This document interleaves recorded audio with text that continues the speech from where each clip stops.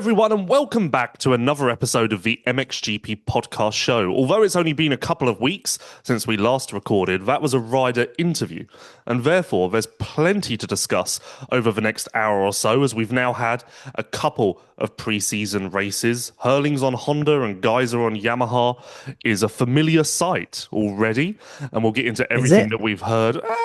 I'm there. No, I disagree. But Okay, well, we'll get into that. What a especially spicy topic for us to unpack over the next hour instead. But we've got pre-season races, we've got official announcements, we've got liveries, we've got new sponsors. We've actually got a fairly healthy list of items. This is not the 2026 preview show. That's coming down the line sooner rather than later, because we are just 2 weeks and a half away from Argentina. Would you believe it, Adam Wheeler? not at all, Lewis. But I have been seeing some images of the track in Bariloche, and it actually doesn't look too shabby. Thanks to our sort of contact over there, Oscar Piva, who's been sending through some information. Of course, it's a new build circuit, so it could be a disaster, but the images and the drone shots I've seen, they put in a pretty decent amount of effort, to create a viable motocross track. This is perhaps a reach, but it really reminded me, from the limited pictures that I saw, reminded me of Sriracha, the 2016 Thai Grand Prix venue. Just in the colours, the setting, maybe just from a visual point of view. And Sriracha was also next to like an industrial park. There's one sort of bit of elevation. It seems flat, and there's like a little gentle slope towards one end of the track. In that way, it sort of reminds me of Frauenfeld, where you had the Swiss GP, which is largely in a field, but there's one kind of banking area. But yeah, I mean, the Argentinians have time. They have, well, just about. They have space. They obviously have knowledge and resources, and they did a pretty good job with Nelkian. So fingers crossed. Perhaps this is irrelevant, but I do want to clarify. I spoke about going to Argentina many a time, and it was kind of going in that direction. But then Chase Sexton moved job swap to the Monday immediately after Argentina, which kind of scuppered Lewis, that plan. I have questions. I have questions, and I have issues with you. Oh, wow. Oh, well, a lot of people have issues with me, so you're going to have to get in line. Not many people want to ask me questions. They very much just judge a book by its cover and move on. So thank you for giving me that chance. Well, you made yourself a very large target with this latest project of yours. I mean, do I have to interview you? I mean, are you more of a rider now than a media guy? Once again, the winner in all of this is Adam Wheeler of Race 19, because I'm going to look like a fool. Chase is going to look like a fool, I believe. I don't know. I'm curious. The winner is you, because in this box where I currently reside, if all goes to plan, it will be Chase Sexton, which means that you get an hour, which are almost unprecedented, may I argue. I've certainly never had an hour. You get an hour FaceTime with Chase Sexton. Not only that, it will be the most viewed podcast we've ever done by miles, and I will reap no reward because my presence won't be there. So no one, right? I won't be exposed. I won't. Yeah. Three things. One, it's a great idea. I mean, it's very novel, and as long as you actually get organized and produce the content well, then it should be entertaining. Two, I'll believe it when I see it. There's an element of that with me as well. Podcast. And three, I've heard all of this hype, and I did listen to your appearance on the Pulp MX show, the delayed one this week. And there's been all of this talk about you riding and, the whole sort of trials and tribulations of getting back on the bike after sort of 12 years, in which I also have to say, I think you're an absolute nutcase, because aren't you heavily in debt to the American healthcare system for your adventures in 2025, and now you're on the verge of putting yourself back into the emergency room? That isn't a vote of confidence, by the way.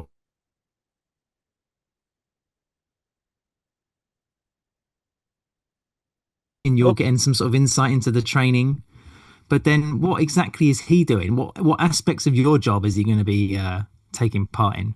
Well, he is very adamant that he wants, like a few times he said, we need to nail down exactly what I'm doing. Like, he's quite motivated. We are certain he is hosting this podcast and hosting. So you will give him no help. He will get us in. He will do Are the you going to be on intro. it as well? I will Will you be obviously. in the background? I won't be on it, but I will be in the room because I'm going to have to set up the mics and the OBS and Zoom and whatever else, like because we Right. can't. That would be a disaster. And then But Lewis, so I'm cutting you off. How can a rider of Chase's stature embark in media work when he probably thinks most of the media are a bunch of morons anyway? well, There's going into the lion's den, and then there's like a bit of a fool's errand. hilarious because you know how perhaps you and I sometimes get some stick from the media room in MXGP. In my San Diego post-race interview, he was trying to insult me and said something along the lines of like, "Yeah, I prefer," and then went, I can't name another MXGP media person. And in my head, I'm like, that's not helpful, Chase. That's not going to do me any favors. But no, so also hilarious. I've been joking about this with a few people. We're going to set up 5 post-race interviews from Argentina. Okay. Hilarious in my head because imagine if I somehow get Chase and Jeffrey on the phone. So Chase is me, and he says, "Oh, Jeffrey, tell me about Argentina." And Jeffrey goes, "Yeah, it was good. Anyway, how much money are you making, and what's this in your contract, and what's your injury clause?" And I've got such a hilarious image in my head of Jeffrey just taking full advantage of the opportunity to quiz him to the nth degree. Of course, Chase is very motivated to interview Tom, so potentially, if all of this plays out, you could have Tom as a guest on this podcast via Chase. Will he write anything? No. That's not fair. That's not doing the job, is it? That's not fair, though. Come on, like that's not fair. That's Lewis, if you have to do a 30-minute moto and embark on a training regime, which is no piece of cake in itself, then why shouldn't he have to sit down and write 600 words on track prep? Because if it's not proofed by like you or I or someone, then it's not a very fair reflection, is it? No, we get proofed sometimes, or we self-edit, so he can write it, you can proof it. Adam, that's part of the process. I'm told time and time again that writing is dead. So is it really a reflection of our craft? Oh, right. If he's doing writing, yeah. I can see the more we talk about it, the more this scheme hasn't really been thought out very well. No, that's his MXGP Podcast Show 5 post-race interviews. That's his lot. That's it. Yep. Huh. I suspect you're getting the raw end of the deal here. Honestly, that's what I've said to everyone. Like, will this happen? Well, if it's kind of on me because his commitment isn't that large, He only kind of needs to give an hour and a half. On that, I have been considering. Tell me if you think this is a good idea, mate. You know what? I'm not going to say it because someone will take it. But I will say I've got an idea to maybe really bolster MXGP content in 2026. Watch this space, and I will tell you afterwards if you think it's a good idea. That's a terrible podcasting again. I mean, we have to sort of tell the listeners or viewers. I was thinking about it. If I dedicate myself and get in a routine, I can do post-race podcasts from every GP.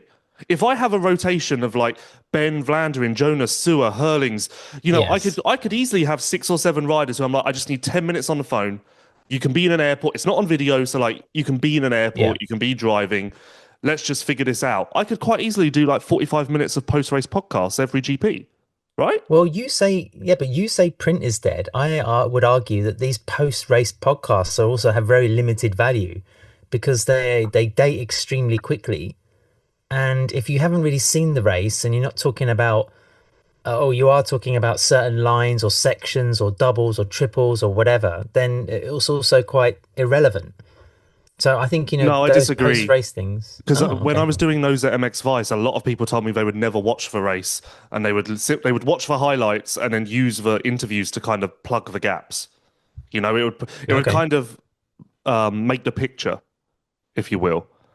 Because you're like, Hurling says, I fell in turn 2, and then you kind of have that, and then Sewer says, I faded. It kind of creates the narrative, I think. But a lot of people are watching do the post-race shows anyway.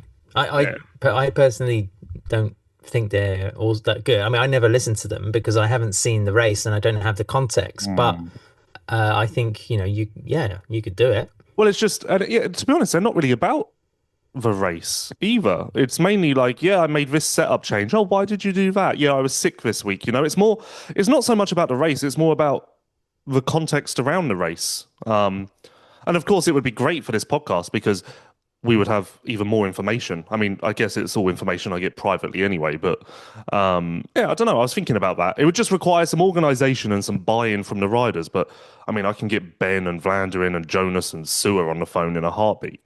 And I could Okay, probably almost like to wrap up this subject, I want you to tell me your top three MXGP riders, like of all time, that would transition well into being media guys. honestly, and you're all going to laugh at me at this, and I know that there's some text messages going around against Lewis, which this isn't going to help. Give me. I know Hurlings. Hurlings is my friend. He watches and studies every single race from America and MXGP. He knows everything. You want to tell him, oh yeah, did you see Jonas used the third rut from the inside? No, he used the second. That's how like he studies this shit. He doesn't give it, he doesn't really like let it, he doesn't really portray that publicly. But in the conversations I've had from him, I'm like, if when you retire, we can start a lewisandjeffrey.com space, we would kill it. Yeah, I mean, he'll be a good color guy. I mean, he'll give you some good insight. And Hurlings has always been certainly quite forthright and earnest with his opinions. I'd agree with that. Would Sewer be good or would he just be chaotic? I mean, Jeremy's probably one of the more intelligent racers we both know, right? Yeah, without doubt. Almost, Too intelligent. yeah, almost to the point where you think, mate, you're wasted racing a dirt bike. Oh, Would he? I mean, he also he does his own design, his own engineering. I think he would transition quite well into doing some sort of audio visual work of motocross. but like he would just make everyone angry though, because he'd say, "Yeah, that bike looks like shit. Yeah, I don't like that. Yeah, that I worked with them. They're idiots. You know, it'd just be that Well, sort." this is also one of the big inherent problems in such a niche sport is that people can only really say so much. And, you know, again, listening to you guys on the Pulp Show this week when you were speaking with Adam Cianciarillo and someone, which I thought was a great question, by the way, called in and said, why don't you write a book? Because even though there would be a certain amount of repetition with Cianciarillo about his injuries and his comeback and whatever else, it would be a pretty fascinating study into the psyche of an elite athlete who's almost there but not quite. I thought there's no way he could write a book because he's still working in the industry, he still loves the sport, and he wouldn't be able to say half of what he wants to say for fear of burning bridges and then being outcast slightly in terms of, you know, possible opportunities further down the road. It's all right if you want to do a tell-all story and then, you know, live with the chips where they fall, but I don't think many people are prepared to do that. Yeah, no, I agree. I think everyone in this industry lives in fear almost of just being outcast, losing friends, losing relationships, which makes sense because ultimately all of the money you make comes from within the industry. For instance, great segue, if you have a sponsor like Petronas, you could argue that what you do within the paddock doesn't impact that paycheck. But sponsors like Petronas are few and far between.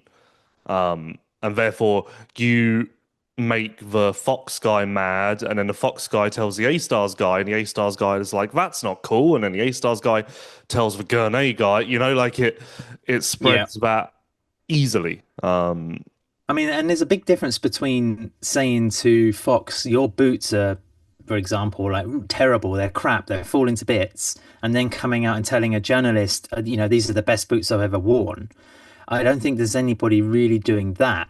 But then, you know, if you get a reputation for being too honest or too gobby, then that's not going to stand you in good stead because it doesn't matter if it's a supplier or a partner or a sponsor. Then teams are going to think, well, this guy just talks a bit too much. What was your issue with me? You said you had an issue. Did we get to the I issue? think, yeah, well, I think it was kind of wrapped up in the question really Okay. about what Chase was doing, and my issue was that you're being flogged a little bit, and I think he's getting a soft ride. Yeah, it's gonna potentially destroy my career, but um honestly, I don't think so. I think it'll be probably one of the most watched oh, it will. media No, projects of the season. it will clear 700,000 views easily. I have no doubt. Like I have no doubt. Especially not only because of not only because of the action, but because of the repertoire. Like it will just be an hour. I mean, I'm moving on from this, but like Friday in Seattle. Yeah, Seattle was where I was. I went and saw Chase, and all he saw was a photo on Instagram of me riding, and he had 35 minutes of insults about just the photo of me sat on a bike. So in my head, I'm like, well, if the video is just going to be you hurling insults at me, then people will really enjoy that because it will be a different look at, like, you don't receive that sort of personal, I guess, side of a rider, do you? And obviously, I can give it back as well. Like he said to me at one point, he went, "Yeah, after that photo, I can just see everyone's moving away from Lewis. Everyone's over it." And I went, "Oh, kind of like the same way we're acting with you at the moment." You know, like we can. Well, you should have play said. both I mean, sides. if he, yeah, it gives you 35 minutes of barbs, and say to him, well, listen, write me 200 words on the main angle from the main event this evening, and let's analyze that. Right, There's plenty of kind of scope there. Don't be writing's dead, afraid of Adam. it.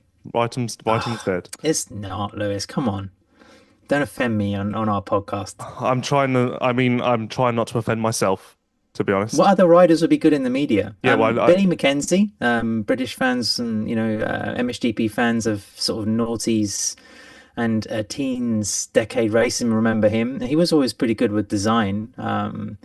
I tried to Someone get like him Sean on. Simpson as well. I tried to get Billy on this podcast and another one a few years ago, and he only wants to do them in person. Doesn't want to do them online. But Stephen Sword as well, in a similar bracket to Billy McKenzie. I feel like Swordy would be quite Yeah. good. And actually, do you want to know? We are so far off the rails, but this is the beauty of this podcast. Did you see the Team GB Academy ACU Yes. announcement? Bizarre. So the PR Why? comes That's great. out. The PR comes out, and unless I misread it, you can, back me up or go against me. It kind of just talked about Mark Chamberlain and what Mark Chamberlain's going to be doing, and I didn't really feel like there was much meat to the press release. Fair? Like I was like, the I press got the release gist of told it me, straight away. yeah, there's going to be an academy and it's led by Mark Chamberlain, and that's kind of all I got.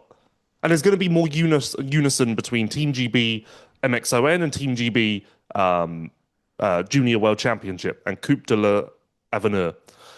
So I was like, oh, I don't really understand. Like, okay, cool. Like, but it doesn't really give me much meat. Sent some messages. Turns out the ACU are going to give funding for riders to go abroad. Tommy's involved. Swordy's involved.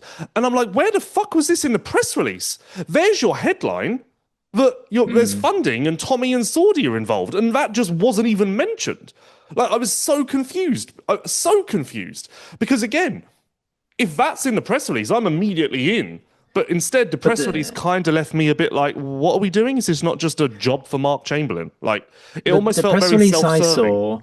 The press release I saw from the ACU was more blanket. It wasn't just motocross. It was like an investment in the future of British motorcycle racing. And I remember reading it thinking, at last, because, this is a bit of an issue, to use that word again, going across the divisions. I don't think there's too many motorcycle racing series where the UK are world leading or vying for world championships.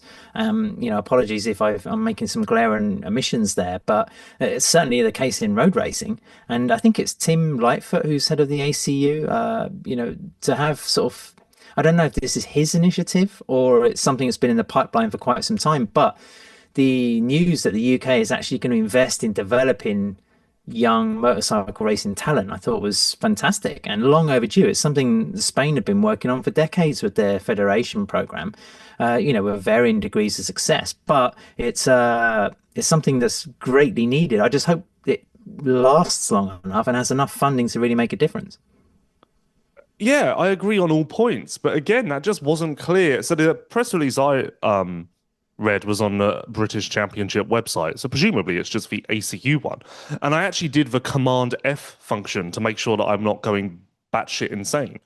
And I searched the word Tommy, no mention. Searched the word sword, no mention.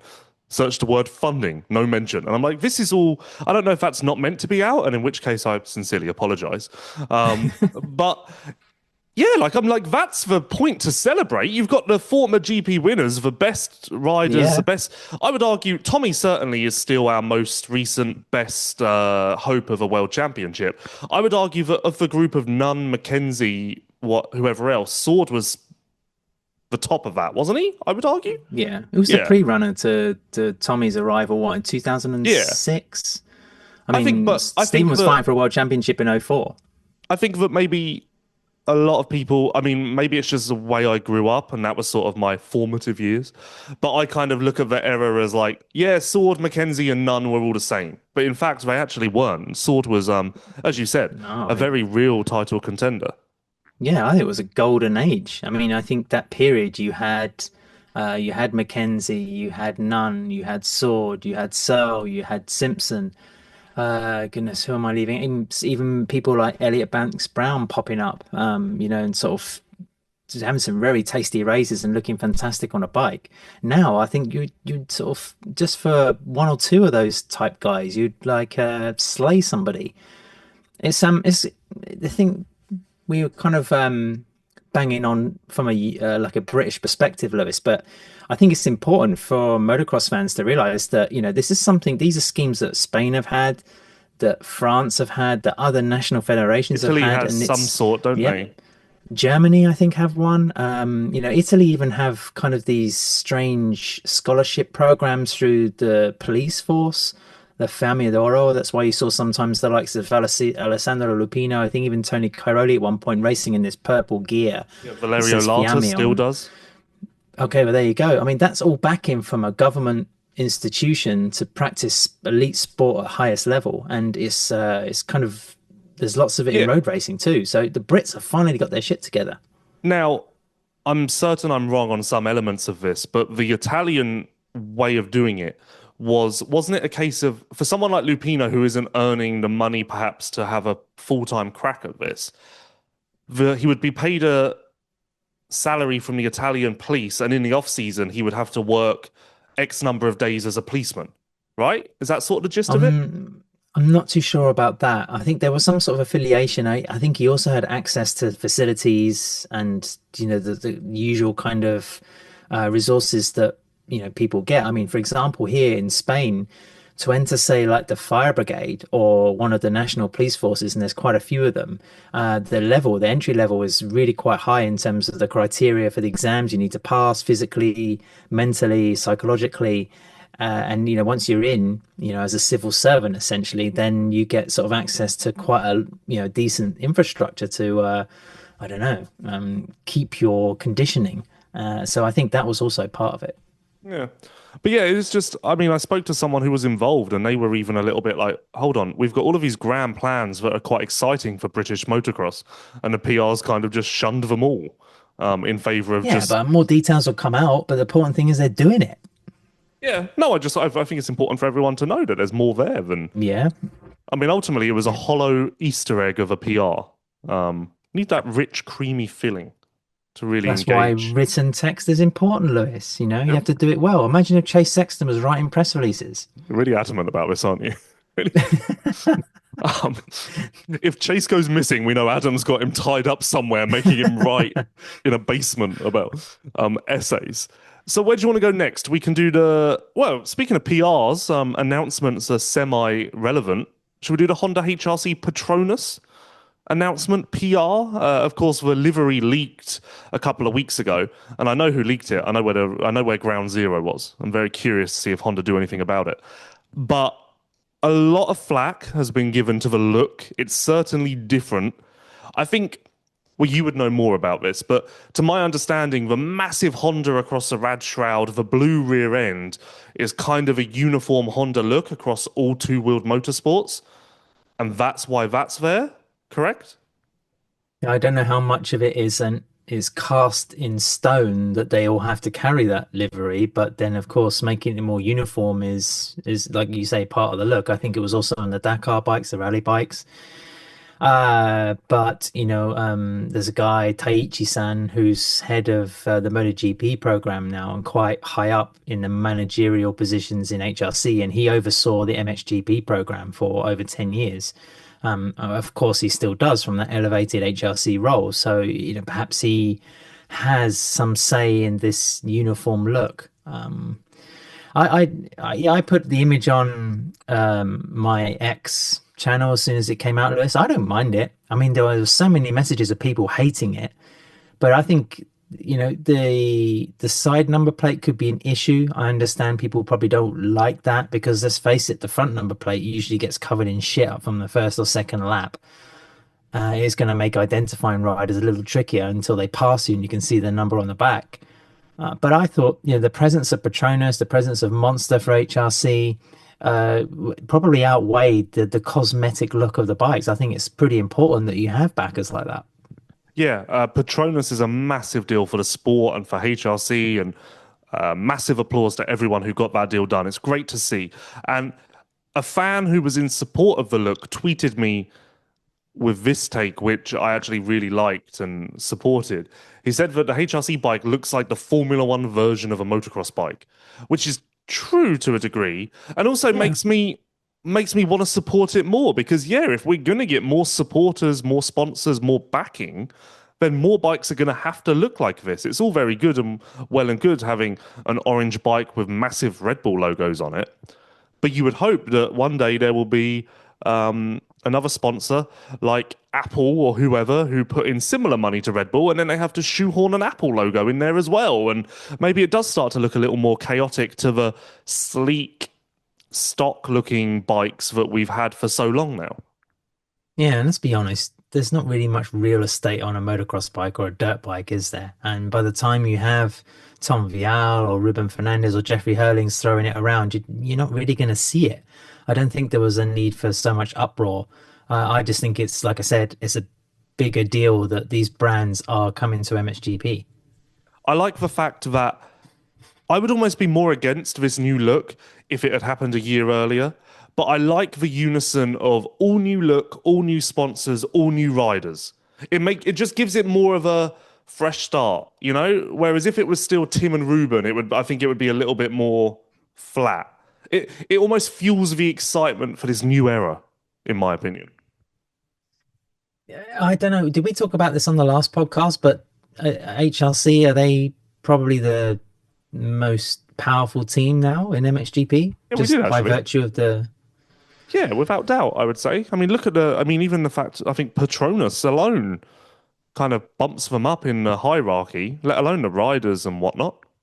So you don't think Yamaha, with that big monster backing, which they've had since what, '09, apart from a couple of years where they sort of lost it, and with Gajser and Renault, are perhaps more of a potent No, team I mean, than no? you use a monster angle there to leverage their position, but you and I both know that monster relationship has hung in the balance a little bit in the last Yeah. 2 or 3 years. So I would argue it'd actually be very interesting to find out if you could get someone from Monster cornered, like long term.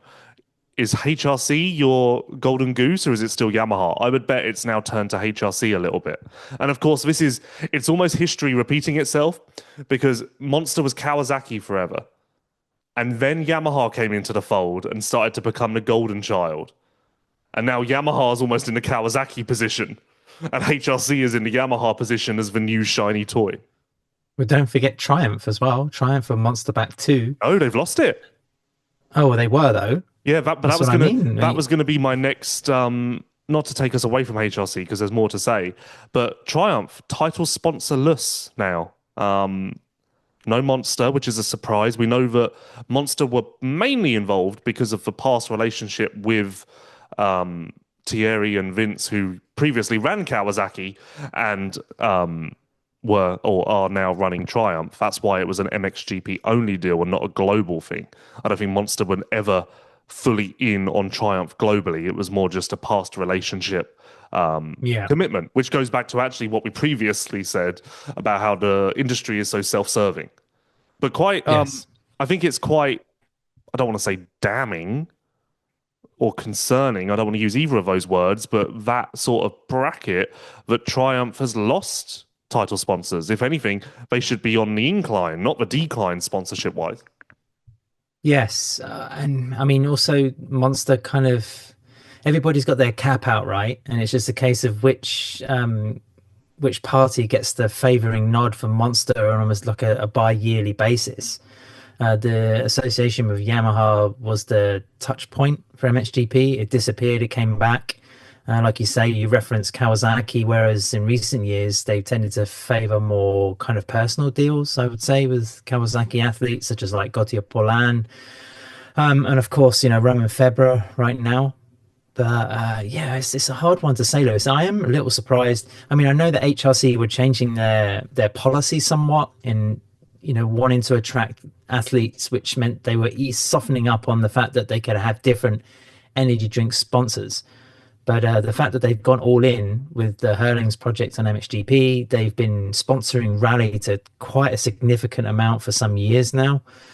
It does make me wonder what they're going to do with MotoGP as well. But then, of course, they have all of their eggs in, well, not all of their eggs, but they have the VR46 Academy of Valentino Rossi in that link, as well as Ducati. And I don't know how involved they are with Supercross and the Ducati team over there, whether it's going to be a relationship that grows, or it could even, I don't know, they've Red Bull backed. It's this, professing my ignorance now. This is another element to this. So not only have Triumph lost Monster in MXGP, but Ducati too. Of course, Ducati is Red Bull in America, and I've heard a rumor that Red Bull could appear at the final moments on the MXGP program. So that's quite a massive seismic shift from Monster to Red Bull in itself. And I mean, I would presume Monster sat down and said, do we want Ducati and Triumph, or do we want Hurlings? And they went, well, we need Hurlings. We've wanted that for 10 years now. I'd imagine that's kind of the source of all of this. But it is quite interesting because it's quite major changes there across the paddock on title sponsors. Not that Monster is a title sponsor of HRC, but of course a prominent one at least. Also, after so many years of Red Bull KTM dominance, you have to imagine they're rubbing their hands at the thought of having Hurlings, Gajser, Febvre. I mean, that's the dream lineup, isn't it? Oh yeah, I mean, Coenens obviously going to be great, but this will be the first year where Red Bull do not have a handle on MXGP of any kind. Yeah. I mean, MX2 still, of course, because in more energy drink news, who knew this was going to be an energy drink podcast? Red Bull is now a team sponsor of Nissan Husqvarna. Oh, wow. Okay. What do you mean? So they're called Red Bull Husqvarna? So Rasmus told me about this so long ago that I actually forgot it was happening. And then I saw the PR and I was like, oh. The team, I think they were going back and forth on the team name, whether it was going to be in the logo, whether it was not going to be in the logo. And as far as I could tell, it's still Nissan Husqvarna Factory Racing, but their Red Bull is now like very prominent on the bikes and whatnot. Okay.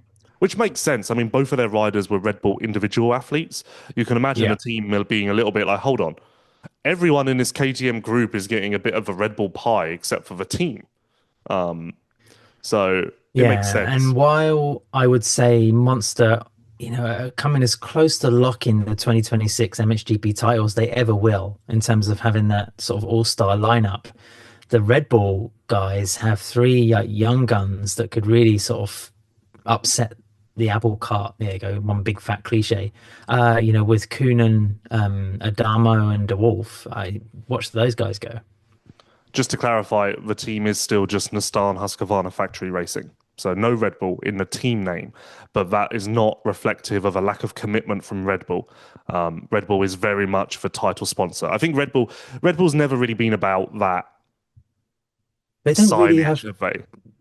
don't have title sponsorship of many places. You don't see Red Bull whatever anywhere, do you? I just don't think they're that interested in that. Like, I don't think that really scratches an itch for them. I mean, they want the signage and the prominence on track, but being in a team name, I think they're quite indifferent to. They're thinking a little grander than that. But yeah, quite interesting across the board there. Every team, with the exception of Yamaha and Cowie, has had a prominent title sponsor change. And also, I think, we've talked about Honda. We were kind of a little bit critical of Yamaha's launch, let's say, of their 2026 team and lineup.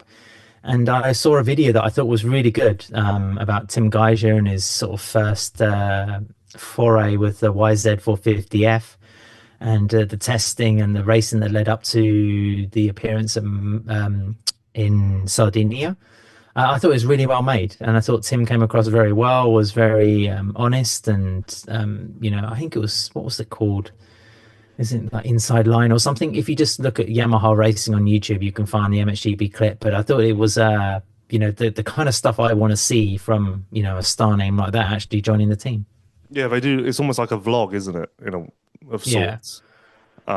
Which it's hard to do those different, isn't it? These days. But I thought it was well made. Yeah, got to the it's point. it's saturated. I mean, of course, that one will be poignant. It's the first with Tim, but as they continue through the season, I'd imagine you'd tune Yeah. out less and less, or more and But the more. thing is, I don't, as a fan, well, a fan, as a follower of the support of the sport and someone who knows about it, I don't need to see 4 minutes of Tim Gajser railing corners, and doing jumps or whatever. It's nice to see a little bit of how he looks on the bike, but I'm much more interested to see the behind the scenes, how he's working with the team.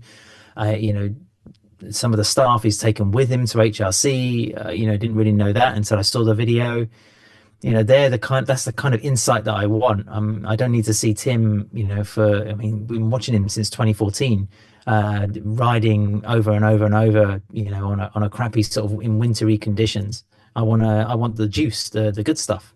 Yeah, and to circle all the way back, on a similar note, I was very concerned that HRC have done their photo shoot in the same location in Sardinia for X number of years. I feel like we've had the same whip shot of Gajser, the same turn shot of Gajser so many times. And although we don't have their riding photos yet, I'm very impressed, happy, encouraged by the location that they did their monster Petronas photos in.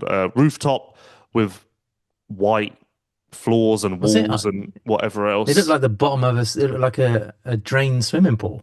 No, it was from what I could make out, it was a rooftop of a skyscraper sort of situation, and they had laid down glossy white floor and walls to make it sort of a studio. Okay. I think that's kind of the vibe I got from Instagram stories and whatnot. But I liked the fact that it was different to the norm. I like to see something different from the team and just from motocross in general. So, I'm going to show my ignorance again now. Petronas supplying the fuel for the factory team, I have no just the idea. oils, because They may not I be think that's supplying also, anything. It may just be a yeah. signage thing. Usually it's a technical deal, isn't it? And I noticed that I was listening to what the Steve Matthews show race review from the last round. Where was it? Seattle. Yep. And the talk, with some of the toxicity, is that the right word, of the race fuels, and how, this kind of synthetic material is maybe having an effect on the races. And that was also a subject that people were talking about in MotoGP a little bit.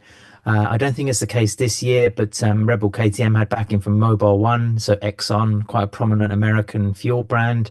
And they gave some very interesting presentations in the last couple of years about how they were using MotoGP to develop this high performance fuel. Of course, in MotoGP, it has to be at least 40% non-fossil fuel sourced.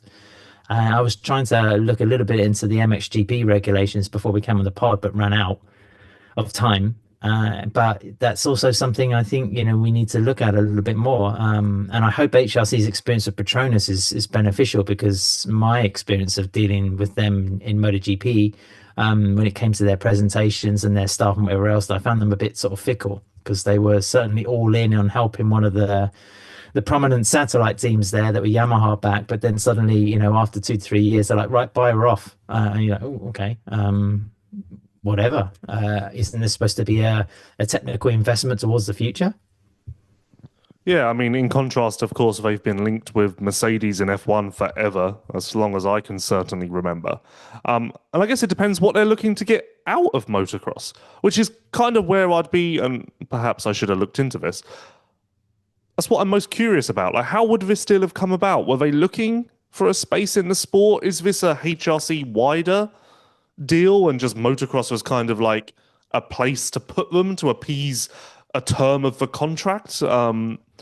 I don't know. It's a technical supplier, I'm sure it must be. I mean, it's like KTM now have Motor X, Yamaha have their own brand with Yamalube. So I think it's just a new association for Honda. Any word of Petronas linking up with HRC in MotoGP at all? No, because they're Castrol. They're sort of all Castrol based, but I don't know what the division is between lubricants and fuel. Yeah, Well, I we can't can give you any info break on the that. algorithm here and take off and become F1 journalists, because we could say that if we're F1 journalists, the fact that Petronas, a massive Mercedes sponsor, has partnered with a rival engine manufacturer in another space could is that signifying a change in F1 down the line? Stay tuned as we use all Wow. of our F1 knowledge to find out and stay on top of this story. There we go. We've Don't made it big time. don't underestimate how big Petronas are in Malaysia and in Asia. It's a massive brand. But this was where my excitement came from when the Tim and Jeffrey rumors first started. It all looks different. It all feels different, like it's not the same old, same old. It's exciting to see different photos and different looks and whatever else. It's all good. I would take this over seeing, again, the same whip shot of Gajser and the same turn shot of Hurlings on a KTM 10 times over. Like, it's added a I touch of excitement. I don't think I've ever been more interested in the Mantova Starcross International pre-season race than to see, Hurlings on a Honda and Gajser on a Yamaha, Vial on a Honda, Adamo on a 450. I mean, it was quite an impressive lineup for that particular meeting. But, I don't know, Lewis, the pre-season races, Hogstone Park International was cancelled again because of the weather. Mantova looked shit. It was just overcast, cold. You could barely sort of make out the riders. Something has to be done. There has to be a GP0 somewhere that, the weather is half decent. Koza? Yeah, Kozar. I think they're not busy. So maybe we should host our own Kozar International Invitational. MXGP just needs to do their own, not even a race. They just need to do their own promotional, MXGP. Did I say MotoGP? No one knows. MXGP Zero launch event. Similar to what MotoGP does in Malaysia now. Not to that grand stature. It doesn't need to be anything like that. Just rent a conference room in the Van der Valk in Eindhoven. That will do. Well, they're having a media day at Lommel, I think, next What? week. What? Yeah, but I think it's mainly for Benelux media. MXGP? There's no, not Oh, MXGP formally, but it's more of a Benelux thing. But oh, so the list of athletes is pretty impressive. the Belgians for the Belgian press. Yeah, and the Dutch. I mean, I think Okay. Jeffrey is top of the appearance list. Well, next week or this weekend is the Lirop International, isn't it? Which Oh, okay. again has a Lovely, very Rob. I love Lirop too. I don't know if you can watch it. I don't think so, but Hurlings is racing, Cowie are racing. It's a good lineup. I forget. I think Coenens are racing. It's a very good lineup, so it should be very interesting and interesting to see how Jeffrey fares in the sand. I think Nastana Racing, how Jeffrey fares in the sand on a Honda in a true, it's not sandy, it's Jeffrey's playground. So it will be a very interesting moment to see if it's still his playground or if he's lost some of that shine since he moved to I don't Red. want to I don't want to veer too much into like a preview for the season, but based on what we know and what we've seen so far, I think we could end up with some random winner in Argentina, as we've seen with Fernandez and Renault winning the opening GPs of the last few years.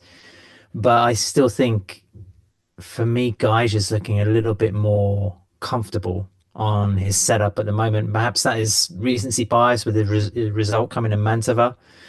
But if I had to put money right now on either Geiger or Hurlings finishing higher in Argentina, I'd be more inclined to go for the Slovenian. Yeah, I would too. I would expect a slower start for Hurlings. But I agree, like Tim does look very comfortable, but then I don't hear amazing things.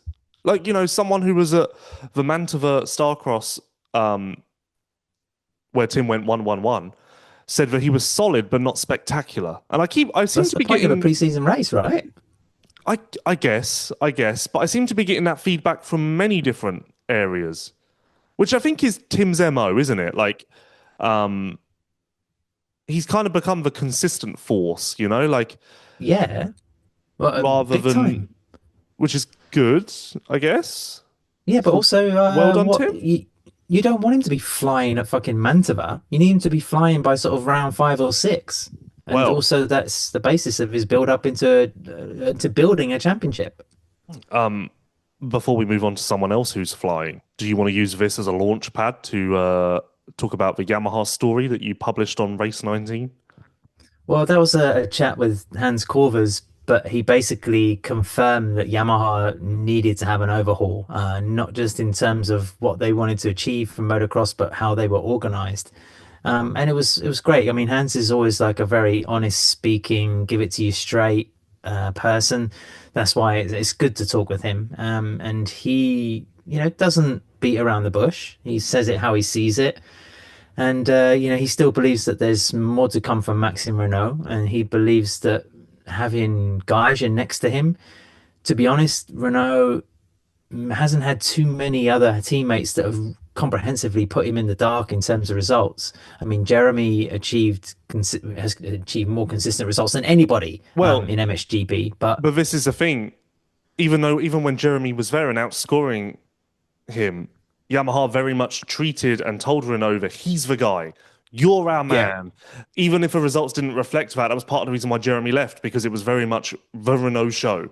So, yeah. but Renault is a Yamaha guy. I mean, he won what EMX 125 on a YZ 125. I mean, he's been in the system since he was 15. He stayed with Yamaha even through sort of some obscure Italian satellite team experiments. So he is Yamaha's bet to a degree. The fact that he's still there, apparently he's much happier, according to Hans, with the changes that have made in terms of the logistics and the behind the scenes working operation of Yamaha as a factory team. I don't know. I think I don't want to say they're a sleeper because then there's no theoretical way they are, but the fact that they have been quite poor in terms of results, certainly last year, I think you'll see much better from them this year. Oh, yeah, without doubt. I heard a new chassis as well. I don't know exactly Mm. what, but I heard a different chassis to what they were racing last year. Um, I wouldn't be surprised if Renault actually stays at Yamaha at the end of 26, which would of course be quite the turnaround. He was trying to get out of his contract for 2026. This is the last year of his current deal.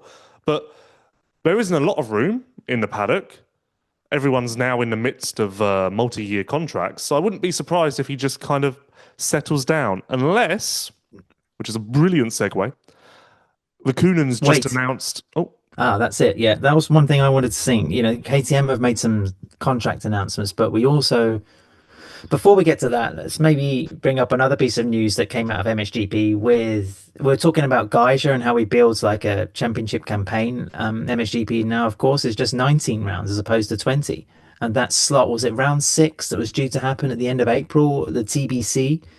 I don't know if you had any latest intel on where that was supposed to be and why it didn't come off, Lewis. But now it's quite curious that, I mean, maybe it's a relief for some teams that they don't have to hike to a rather obscure location, but 19 GPs. yeah. I don't feel like there was ever a firm rumor of where that was going to be.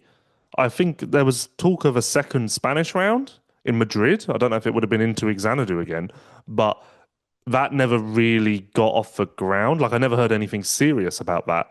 Now a curious 4 or 5 week break between rounds 5 and 6, and early in the season as well, which is bizarre. But nonetheless, I was just a bit. I shook my head.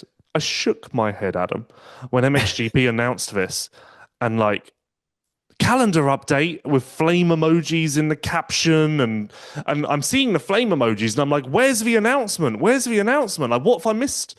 And it's like, oh no, we've cancelled a race. I don't know if I've ever seen a series cancel a race and announce it with flame emojis. Hey, we're not going racing as much. Flame, like it doesn't But quite make sense. isn't it good that they've taken a more kind of practical approach rather than just saying, yeah, we're going to have another Italian based round at Faenza or Mantova or something. Oh, Mantova. What happened to Mantova? It was an MXGP mainstay. We couldn't get away from Mantova. Why is it not anymore? What happened? Maybe it was always a freebie for in front, wasn't it? That was always a word, or not a freebie, but maybe it was just like an easy option. There were a couple of GPs where I think Giovanni, I think, was the owner of the circuit. He literally just handed the key to in front and said, "Okay, there's the key to the gate. Set up the GP how you need it. I'll collect my fee. Thank you very much." So I don't think it was really a case of, say, the federation and the club and everybody else and Mantova as a town or a region coming together.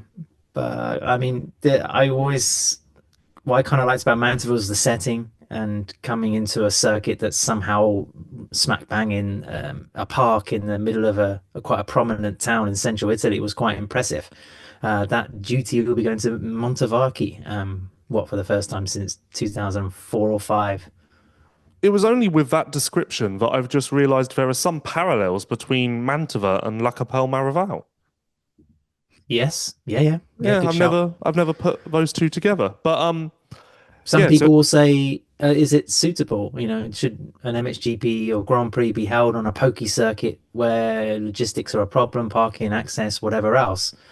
But then, how much kind of further remote do you want to be? You can go to an island in Sardinia. I don't know. It's part of the remember, diversity of the championship. in late 2010s, there was an announcement that we were going to have a San Marino Grand Prix.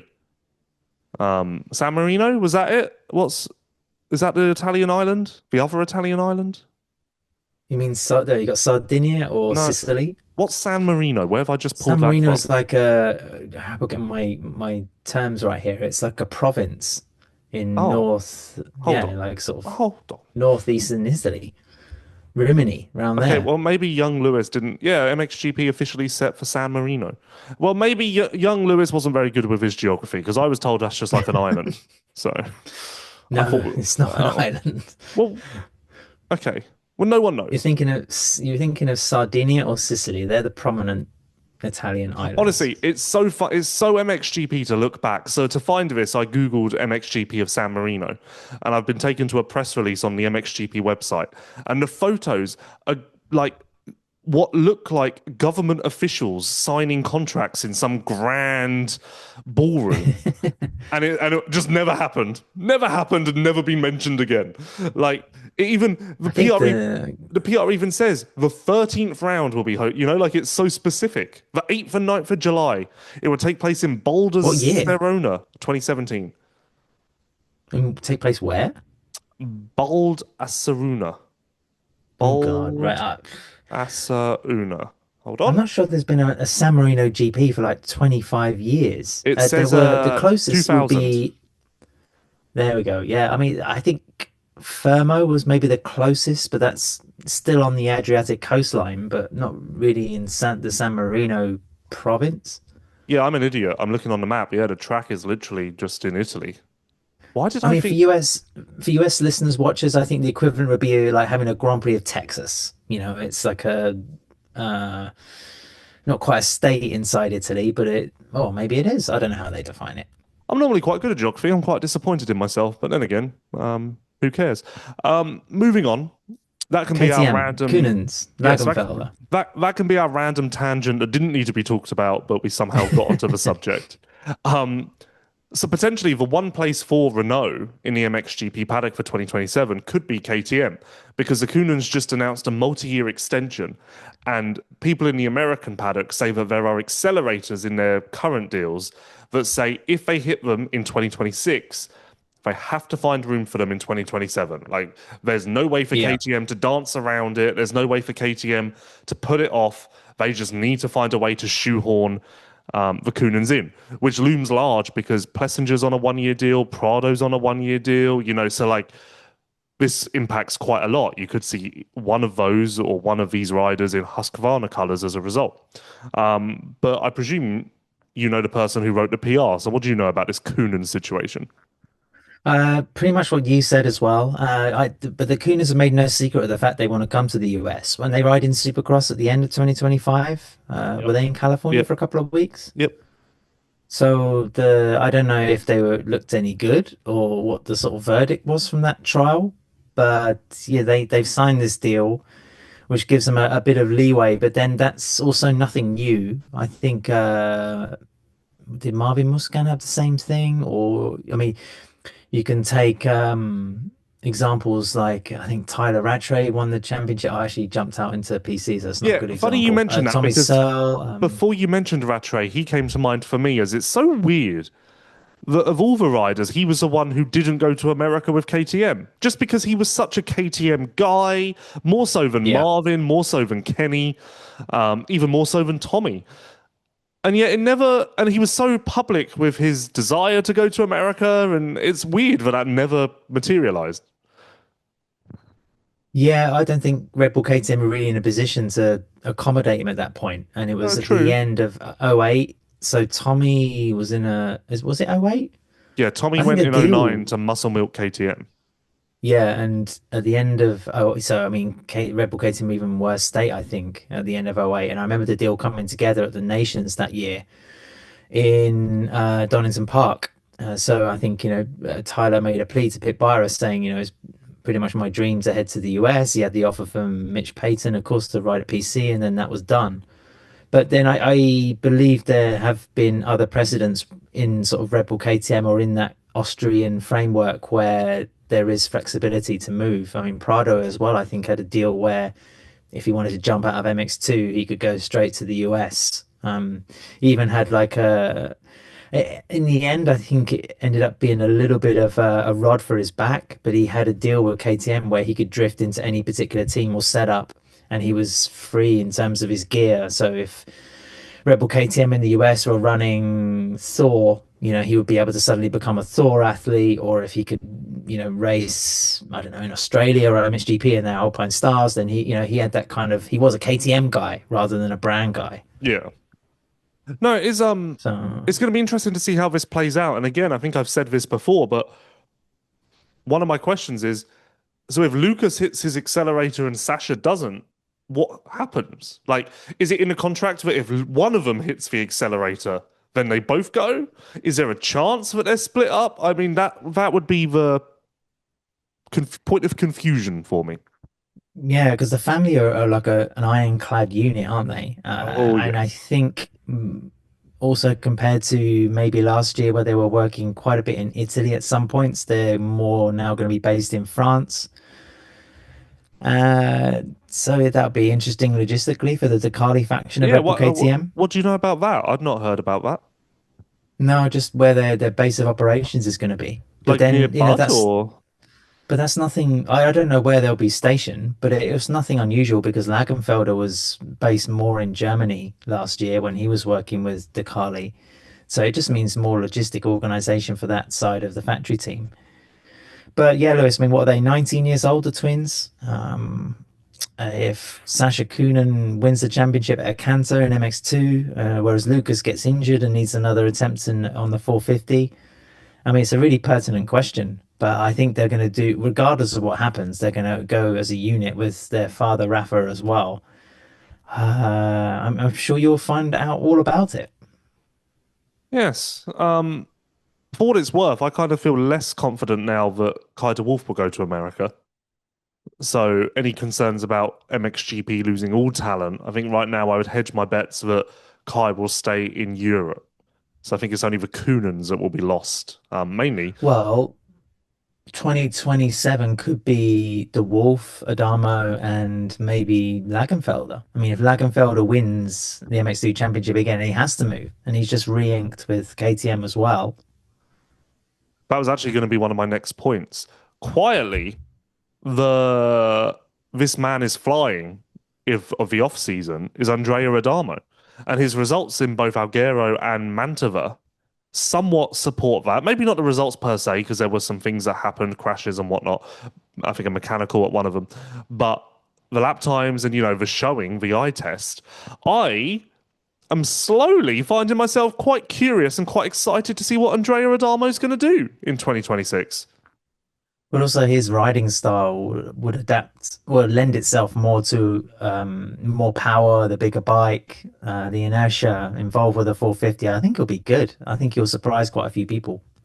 Yeah, it should work out. I mean, it's just brilliant, isn't it? Like, even this, to have such a gaggle of rookies moving up at the same time, it's just a rarity.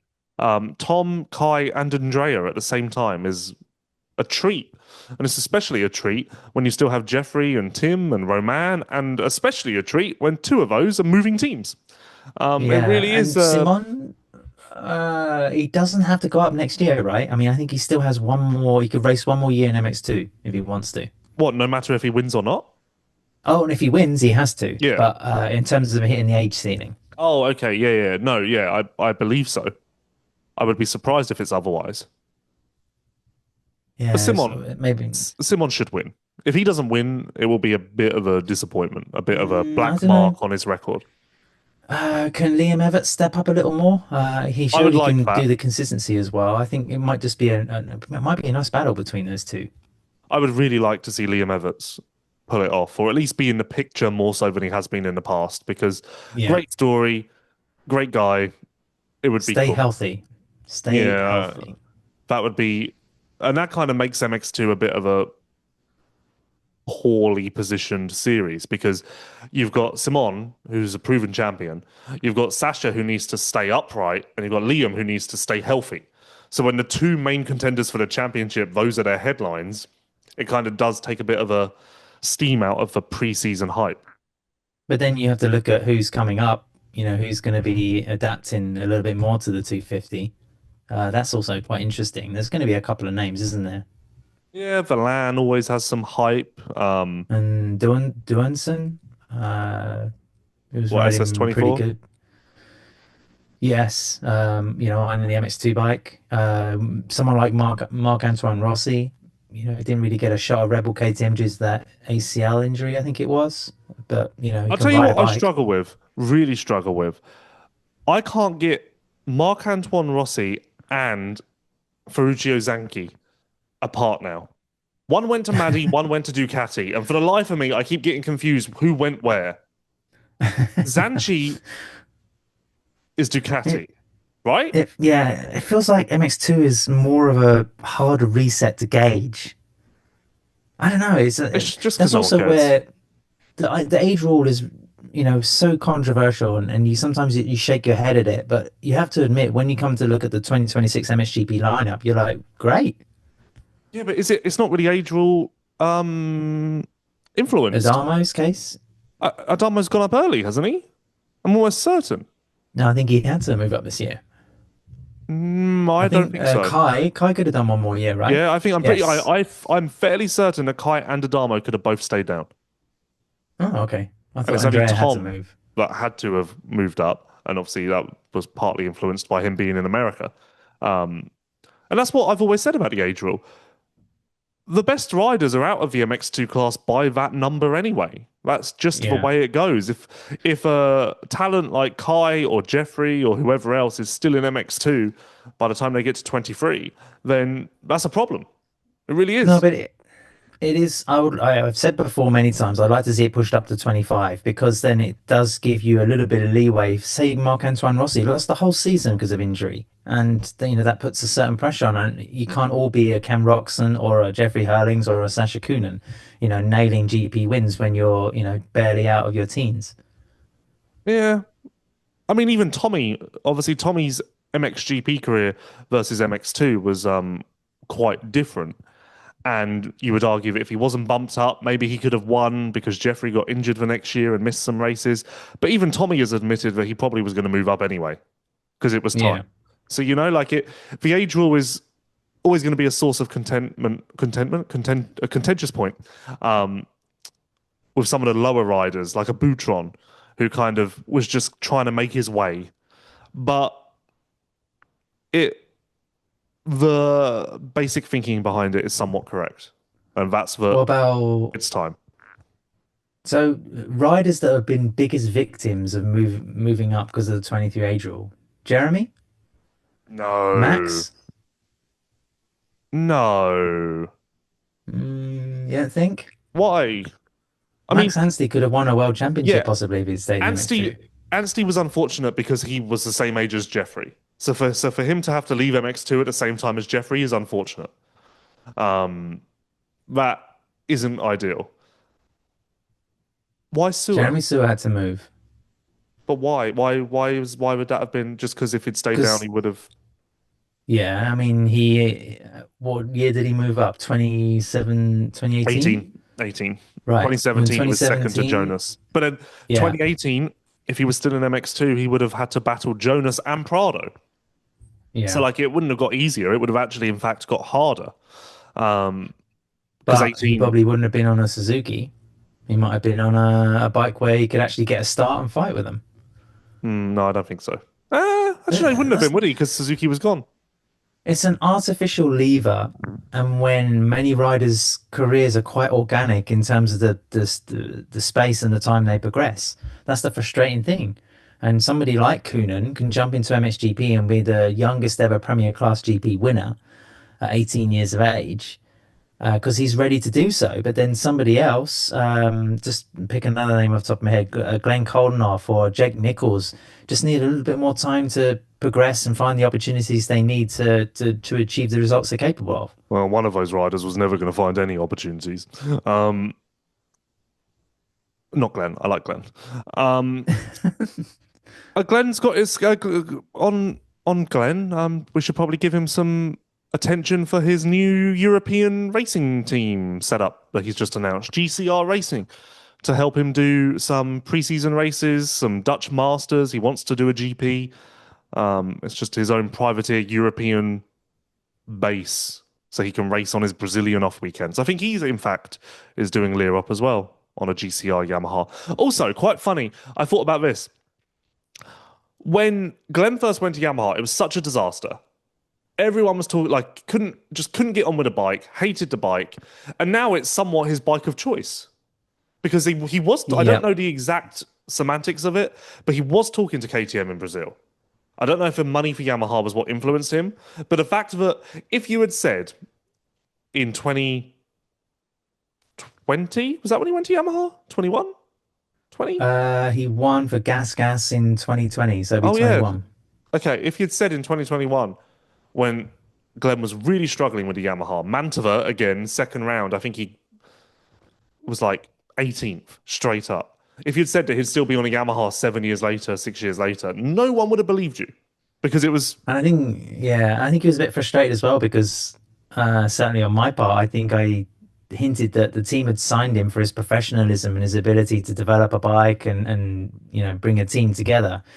And he was like, "No, I'm here to try and win a world championship." And you can think, well, Steve Bow. Well, we know he was frustrated with me as well, but nothing to do with the Yamaha situation. But his paycheck from Yamaha was indicative of a title contender. I believe he was paid more than Jeremy at that point. I believe of Yeah. the Yamaha roster, which would have been Ben, Coldenhoff, and Jeremy. I think Coldenhoff was the highest paid rider in that time. Yeah, and probably still feeding off the success of Redbud, a decent year as well for Gas, until he got until struck by injury. I think he won Gas's GP in Latvia. Was that part Yeah. of the triple header that year in The the first pandemic COVID season? race. First But the ever most important COVID race. thing, the probably the biggest news for Glenn is his arrival of his second daughter, I think. So many more congratulations for that and anything to do with racing. Yeah, busy man. He's got a lot going on. Finally, I want to talk about this. And it kind of continues from Glenn and Yamaha because who signed him for Yamaha? It was the Willvo team. And now that Willvo Louis Vosters, I'm never going to stop calling it Willvo. Like no one, it just makes sense. I feel like now that Louis Vosters is Ducati, I feel like he's lost some identity, some presence. Because I looked at Fantic and I was like, Willvo. I looked at Yamaha, Willvo. I look at Ducati and I think Ducati. I don't think Willvo. And I don't know if that's Why? good or bad. I don't know. Maybe it's just time, you know? Yeah. I always associate the team with Yamaha anyway. It was just that was like the foundations of it all, wasn't it? Well, Fantic was basically Yamaha anyway, wasn't it? So, like, Yeah. that helped. Yeah, I don't know. Tough Have start you for heard from Ducati, by Jeremy the way. recently? Is he Yep, happier with the yep, way things are working in yep. Ducati? I've heard from Jeremy. Yep, Oh, yep, is that yeah, it? yeah. We've been talking. Yep, Oh, right. Okay. he's talking.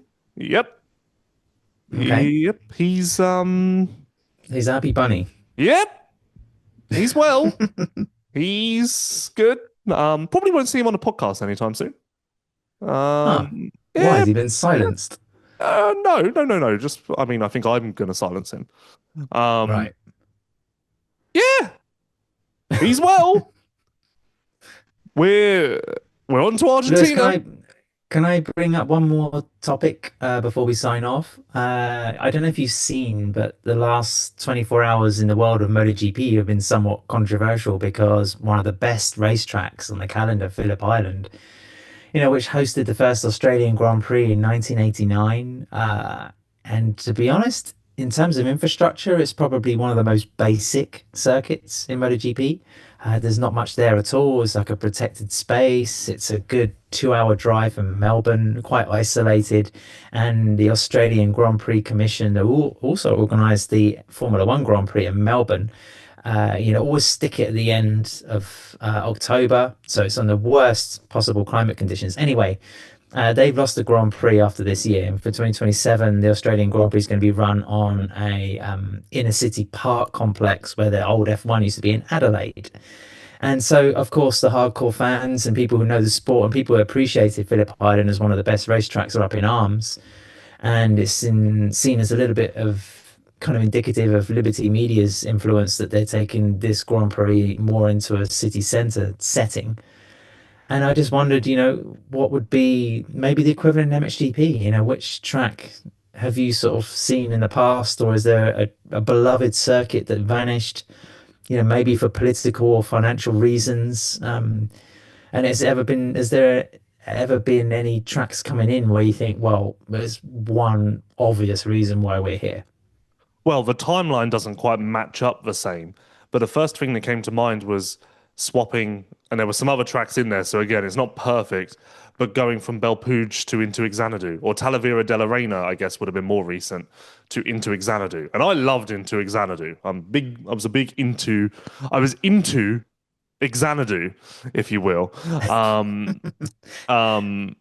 yeah, that was the first thing that came to mind, because just ditching Belpuig, Talavera, all of these historic, brilliant Spanish tracks for the Mall race, which I loved again. There was a Five Guys within walking distance. Yeah, the proximity of burgers, right? Yeah, the hotel was nice. Yeah, my favorite GB. Okay. There's this thing, isn't there? I mean, Phillip Island for MotoGP is a little bit like a parallel to motocross, where you have circuits that are fantastic for racing, or riders love it. It's challenging for spectators, great views, but then there are also logistic or infrastructure problems. I mean, somewhere that was pretty awesome for infrastructure was like Qatar, an event that existed purely for financial gain because you didn't have the crowds turning up to see it. There are some old school tracks that we went to once for Grand Prix this century and never went back to, the likes of Nîmes, which I think was maybe one of Tony Cairoli's first GP wins in Belgium. The race where Josh Cummins really we lost the 2005 title. Terrible weather. Yeah, he was really coming towards Stefan. We were chipping away at the gap, and then he fell in the second turn of the second moto, and that was it, because we needed to be perfect the rest of the way. We really couldn't afford that. Neruteren, Lichtenvoorde, somewhere like Namur was... Talk to me about Neruteren, because I don't remember that, but that name was just like done a light bulb in my head. No, I can't remember now. Where was it? I mean, there's even tracks that have vanished, like Beaucaire. 04. Nuteren was 04. Geldorf was like a real hub of Germanic motocross fandom, but the last time we went there, I think, was in 2010 or 11, actually, when Roxon won his World Championships. That was great for the Germans. These tracks that sort of just come and go, but then I don't have any ones where I think, oh, that was completely awesome, and it's such a shame we don't go there anymore. I mean, you mentioned Talavera de la Reina. I mean, it was like an enduro trail in some parts. It was I love Talavera. Oh, mate, it sucked for racing. I don't ever remember there being a good race there. No, neither do I. But the scrub shots were good. Yeah, but there's jumps like that all over the place, isn't there? In fact, my biggest memory from Talavera de la Reina was watching the FIM strip Tony Cairoli's 350 engine in the back of the KTM truck, because there have been numerous complaints about all these hole shots for the 350 SXF, and there was some belief that the bike was infringing the rules. So they stripped the engine, and under the watchful eye of all the KTM mechanics, of course, and of course they found it, to be perfectly legit. My main memory of Talavera is it was the first time that Mark Deruva ever approached me, and I had a conversation with him. And of course, Okay. that's going to stick with anyone, isn't it? That's I don't even need to explain. You never really forget Mark interactions. Desert Martin, actually. Desert Martin was a cool track. Isle of Wight better. Yeah, but that was, yeah, it was, I wouldn't exactly call that established. It was just No, a temporary build. and I mean even Matcham's I would put above Desert Martin. Yeah, Sun City was adventurous and ambitious. Um, wow. Yeah, Sad. yeah. I mean, somewhere like Genk as well was had a bit of a storied motocross history, but was pretty uninspiring. I thought it was just like flat in a field. It's Yeah, really impressive that Lockett has stood the test of time. yeah. It really is because like That's Czech, yeah. it's not like Czech is I don't know. It's not like it's a market where you're like, well, it's in Czech, so that helps.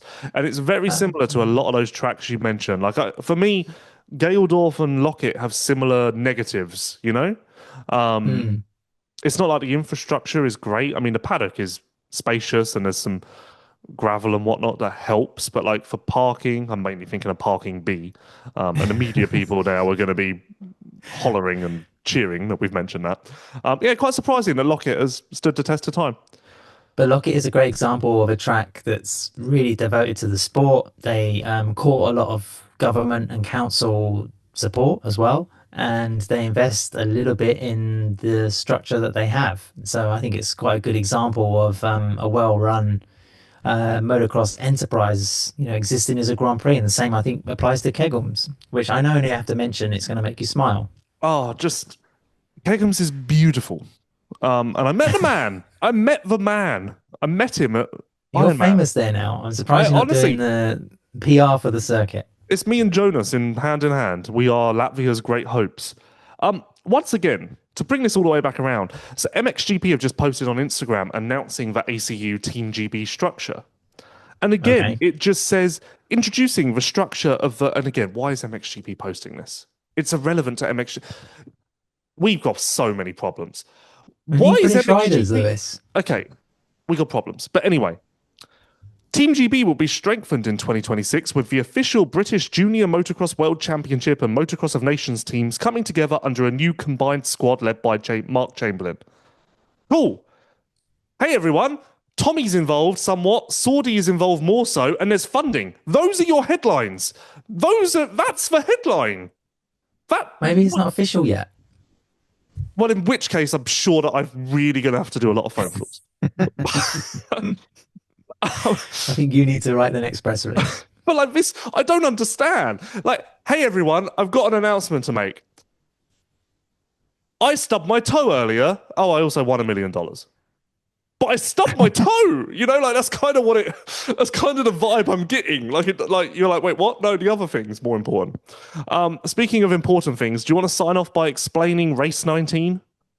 Race 19, yes, the Substack is just like a popular blog platform. So it's a place where if you want to read about motocross or MotoGP, hopefully SMX, Lewis, if you get some time to lend me your highly learned opinions, then just come and have a look. If you Google race19substack.com, then you'll find it, and it's just going to be a place where columns and blog style text will exist. Thank you for allowing me the plug. And that means On Track Off Road is no more, of course. No more. Yes, it's been started in 2011 and lasted up until I wrote this book in MotoGP. So now it's a slightly new kind of project, and I'll just be writing for this when and if I can. And then finally, 2 weeks until Argentina, as I said, we need to shoehorn in a season preview, but you are busy now. Monday, I leave for Thailand for the first round of MotoGP. So we're going to have to record it there or as soon as I get back. But there's time to do that. MotoGP starts in Thailand? Yes. Oh, is that Buriram. new? No, started there last year. Okay, well, who knew? So what, that's next weekend? Next weekend. Okay, so then we'll do a MXGP preview the week A few pre days prior. Argentina. Yes. A few days prior to the GP. Okay, so look out for that. That'll be our next appearance on the MXGP Podcast Show. Thank you once again, one and all, for listening and engaging with this episode. A plethora of topics, and we didn't even get to a lot of the stuff on our to-do list. Just that is the nature of the beast, you could say. We will see you in a couple of weeks with our MXGP preview show. Thanks for watching, and we'll see you real soon.